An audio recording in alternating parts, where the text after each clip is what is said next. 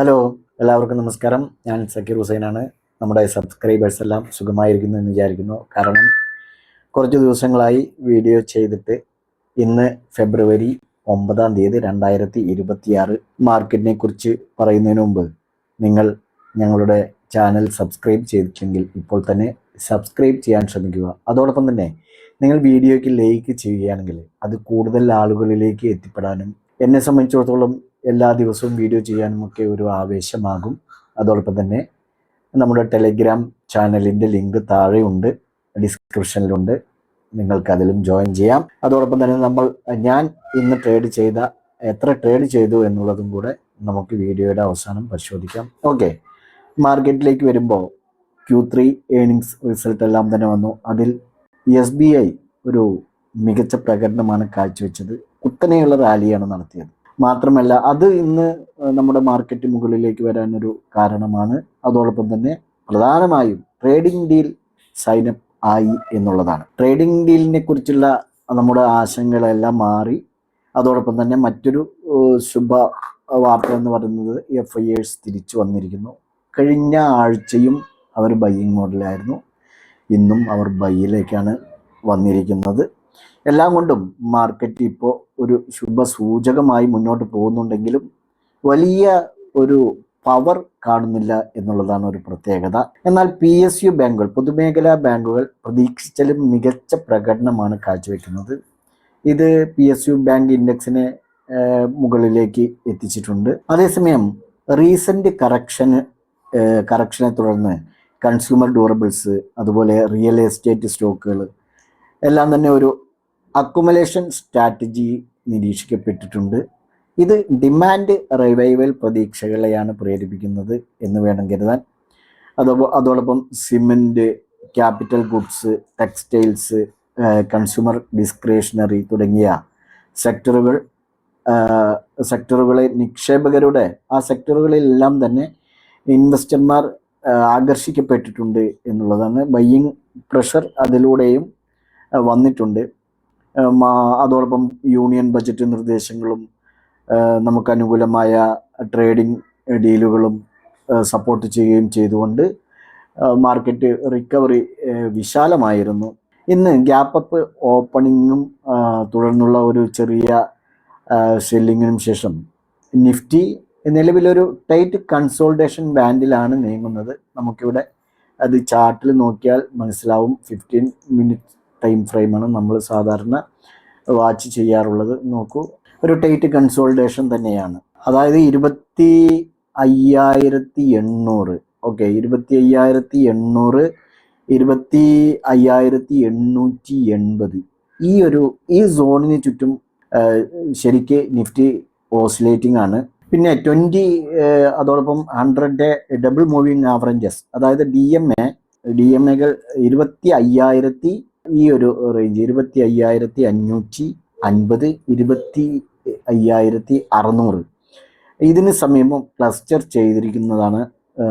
ചെയ്തിരിക്കുകയാണ്. അതുകൊണ്ട് നിഫ്റ്റി അതിൻ്റെ ഇമ്പോർട്ടൻ്റ് ഷോർട്ട് ടൈം മൂവിങ് ആവറേജസിന് മുകളിലായിട്ടാണ് ട്രേഡിംഗ് തുടരുന്നത്. ഈ സപ്പോർട്ടുകൾ ഇപ്പോൾ നേരത്തെ പറഞ്ഞ 25,550, 26,000 സപ്പോർട്ടുകൾ അവ പ്രതിരോധിക്കുന്നിടത്തോളം ബ്രോഡർ സ്ട്രക്ചർ ന്യൂട്രലിൽ നിന്ന് മിഡ്ലി റേഞ്ചിൽ കൺസ്ട്രക്റ്റീവായി തുടരുമെന്നാണ് സൂചിപ്പിക്കുന്നത്. ഇനി RSI നോക്കുകയാണെങ്കിൽ 55-56 പോയിന്റുകളിൽ ന്യൂട്രൽ പോസിറ്റീവ് മൊമെൻറ്റവും കാണിക്കുന്നുണ്ട്. പക്ഷേ ഒരു സ്ട്രോങ് ഡയറക്ഷൻ ഇല്ല എന്നുള്ളതാണ്. ഇത് നാരോ ഇൻട്രാഡേ റേഞ്ചിൽ ലോ വോളറ്റിലിറ്റി പ്രൈസ് ആക്ഷൻ ആയി മാറും. ഇമ്മീഡിയറ്റ് സപ്പോർട്ടായിട്ട് 25,900, 26,000 റേഞ്ചിലാണ് ഉള്ളത്. തുടർന്ന് ഒരു സ്ട്രോങ് ഡിമാൻഡ് ഏരിയ 25,450, 25,500 റേഞ്ചിലാണ്. അതേസമയം 25,900, 26,000 സോണ് ഒരു strong supply and psychological barrier ആയിട്ടാണ് മുന്നോട്ട് പോകുന്നത്. ഈ ബാൻഡിന് മുകളിലെ ഒരു സസ്റ്റൈൻഡ് ബ്രേക്കൗട്ട് മാത്രമേ വീണ്ടും അപ്സൈഡ് മൊമെൻറ്റമിന് വഴിവെക്കുകയുള്ളൂ. അതുവരെ നിയർ ടേം സെറ്റപ്പ് നേരിയ അപ്പാർട്ട് ബയാസോടെ റേഞ്ച് ബൗണ്ടിലായിട്ട് പോകുമെന്നാണ് വിചാരിക്കുന്നത്. അങ്ങനെ വരുമ്പോൾ ഇത് സപ്പോർട്ടിന് സമീപം ഒരു ബൈയോൺ ഡിപ്സും അതേപോലെ 25,900 26,000 സ്ട്രാറ്റജിക് സമീപം സെല്ലോൺ റേസ് ആയിട്ടും കാണപ്പെടുന്നുണ്ട് എന്നുള്ളതാണ്. മാർക്കറ്റ് ക്ലോസ് ചെയ്യുമ്പോൾ നിഫ്റ്റി 173 പോയിന്റ് പോസിറ്റീവിലാണ്, 25,867 ക്ലോസ് ചെയ്തു. അതേപോലെ സെൻസെക്സ് 485 പോയിന്റ് പോസിറ്റീവിൽ 84,065 എത്തിയിട്ടുണ്ട്. ബാങ്ക് നിഫ്റ്റി നോക്കുകയാണെങ്കിൽ 548 പോയിന്റ് പോസിറ്റീവിലാണ്, 60,669 ഉള്ളത്. ബ്രോഡർ മാർക്കറ്റിലേക്ക് വരുമ്പോൾ Nifty mid cap 1.58%, Nifty small cap 2.64% ഉയർന്നിട്ടുണ്ട്. ഇന്ന് SBI ആണ് ഏറ്റവും കൂടുതൽ നേട്ടം ഉണ്ടാക്കിയ സ്റ്റോക്ക് എന്ന് പറയുന്നത്. 7.57% SBI ഇന്ന് ഉയർന്നിരിക്കുന്നത്. അതോടൊപ്പം Shriram Finance, Grasim Industries, Titan Company, doctor Reddy's lab തുടങ്ങി ഗ്രീനിൽ ക്ലോസ് ചെയ്തിരിക്കുന്നത് 30 സ്റ്റോക്കുകളാണ്. ഇന്ന് മാക്സ് ഹെൽത്ത് കെയറും പവർ ഗ്രിഡ് കോർപ്പറേഷനും ITC, ONGC, NTPC എന്നിവ അടക്കം 14 സ്റ്റോക്കുകൾ നെഗറ്റീവിലും ക്ലോസ് ചെയ്തു. 36 സ്റ്റോക്കുകളാണ് കേട്ടോ ഇന്ന് ഗ്രീനിൽ ക്ലോസ് ചെയ്തിരിക്കുന്നത്. അപ്പോൾ മാർക്കറ്റ് റിപ്പോർട്ട്സുകൾ ഇതൊക്കെയാണ്. ഇനി നമുക്ക് നാളെ ഇൻട്രാഡേ ലെവലിൽ നമുക്ക് 15 മിനിറ്റ്സ് ടൈം ഫ്രെയിം നോക്കിയിട്ട് ട്രേഡ് ചെയ്യാനായിട്ട് സപ്പോർട്ട് ആൻഡ് റെസിസ്റ്റൻസ് ലെവലുകളൊന്ന് നോക്കാം. നിഫ്റ്റി 25,860 850 മുകളിലാണ് നിൽക്കുന്നത്. നമുക്ക് 25,950 മുകളിൽ ഒരു എൻട്രിക്കുള്ള സാധ്യതയുണ്ട്.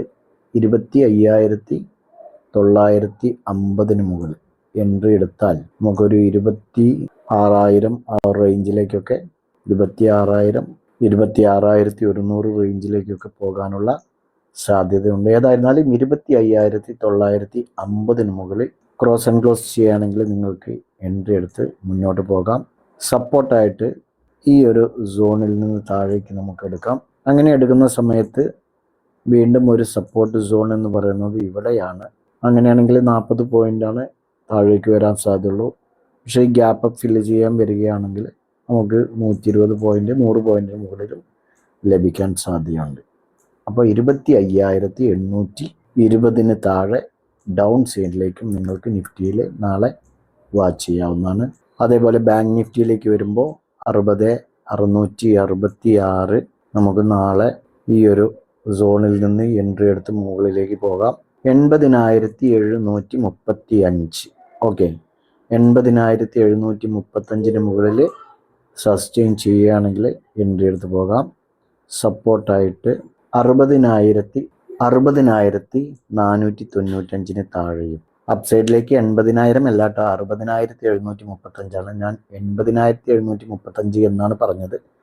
60,735 മുകളിൽ അപ്സൈഡിലേക്കും 60,495 താഴെ ഡൗൺ സൈഡിലേക്കും ക്രോസ് ആൻഡ് ക്ലോസ് ചെയ്യുകയാണെങ്കിൽ 15 minute candle cross and close ചെയ്യുകയാണെങ്കിൽ എൻട്രി എടുത്ത് പോകാം. ഞങ്ങളുടെ വീഡിയോ എഡ്യൂക്കേഷൻ പർപ്പസിന് വേണ്ടി മാത്രമാണ്. ഈ സപ്പോർട്ട് ആൻഡ് റെസിസ്റ്റൻസ് ലെവലുകൾ നിങ്ങൾക്ക് പഠിക്കാൻ കൂടിയാണ്. ബാക്കി നാളെ ടെലഗ്രാം ചാനലിൽ ന്യൂസുകൾ അപ്ഡേറ്റ് ചെയ്യുന്നതാണ്. അപ്പോൾ ഈ ബാങ്ക് നിഫ്റ്റി ആൻഡ് നിഫ്റ്റി നിങ്ങൾക്ക് ഈ സപ്പോർട്ട് ആൻഡ് റെസിസ്റ്റൻസ് ലെവലുകൾ നാളെ വാച്ച് ചെയ്യാം. നല്ലൊരു പ്രോഫിറ്റബിൾ ഡേ ആവട്ടെ എന്ന് ആശംസിക്കുകയാണ്. ഇനി നമുക്ക് ഞാൻ ഇന്നെടുത്ത ട്രേഡുകളൊന്ന് പരിചയപ്പെടാം.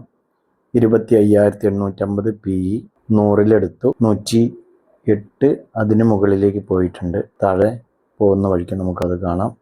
ഏതായിരുന്നാലും ഫസ്റ്റ് ടാർഗറ്റ് സെക്കൻഡ് ടാർഗറ്റും ഹിറ്റായിട്ടുണ്ട്.